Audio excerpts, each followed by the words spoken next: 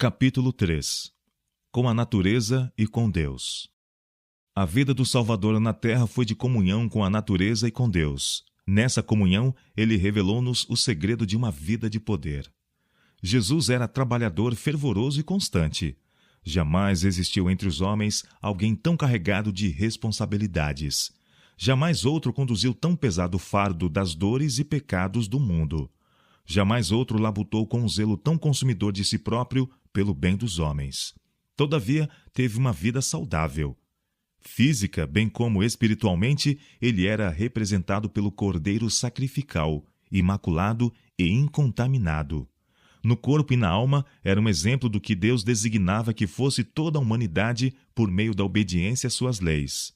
Quando se olhava para Jesus, via-se um rosto em que a divina compaixão se misturava com um poder consciente.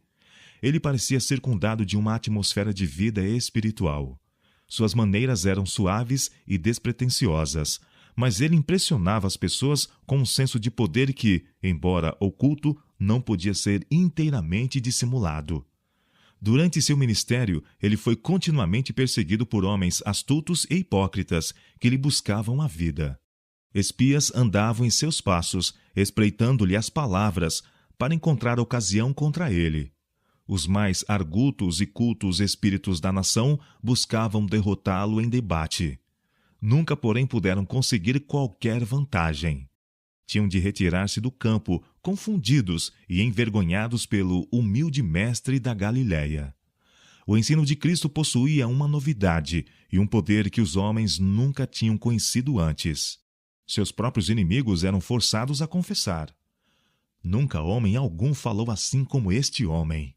João capítulo 7, verso 46. A infância de Jesus, passada na pobreza, não fora contaminada pelos hábitos artificiais de uma era corrupta.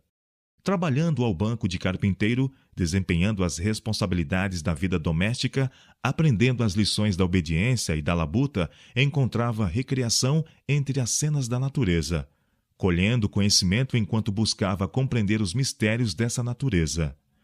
Estudava a palavra de Deus, e as horas de maior felicidade para ele eram aquelas em que se podia afastar do cenário de seus labores e ir para o campo e meditar nos quietos vales e entreter comunhão com Deus na encosta da montanha ou entre as árvores da floresta. O alvorecer encontrava-o muitas vezes em algum lugar retirado, meditando, examinando as Escrituras ou em oração. Com cânticos saudava a luz da manhã. Com hinos de gratidão, alegrava suas horas de labor e levava a alegria celeste ao cansado e ao abatido. Durante seu ministério, Jesus viveu em grande parte ao ar livre. Suas jornadas de um lugar para outro eram feitas a pé, e muito de seu ensino foi ministrado ao ar livre também. Ao preparar os discípulos, ele se retirava muitas vezes da confusão da cidade para um lugar tranquilo nos campos, mas em harmonia com as lições de simplicidade, fé e abnegação que lhes desejava ministrar. Foi sob as agasalhantes árvores da encosta da montanha, mas a pouca distância do mar da Galiléia, que os 12 foram chamados ao apostolado e proferido o sermão do monte. Cristo gostava de reunir o povo em torno de si, sob o azul dos céus, numa relvosa encosta ou à margem de um lago. Ali, rodeado pelas obras por ele próprio criadas, era-lhe possível atrair-lhes a atenção das coisas artificiais para as naturais. No crescimento e desenvolvimento da natureza eram revelados os princípios de seu reino. Ao erguerem os homens o olhar para os montes de Deus e contemplarem as maravilhosas obras de sua mão, podiam aprender preciosas lições de verdade divina. Nos dias futuros, as lições do Divino Mestre lhe seriam assim repetidas pelas coisas da natureza. O espírito seria elevado e o coração encontraria descanso. Aos discípulos que estavam ligados com ele em sua obra, Jesus dava muitas vezes licença por algum tempo a fim de irem visitar a família e descansar.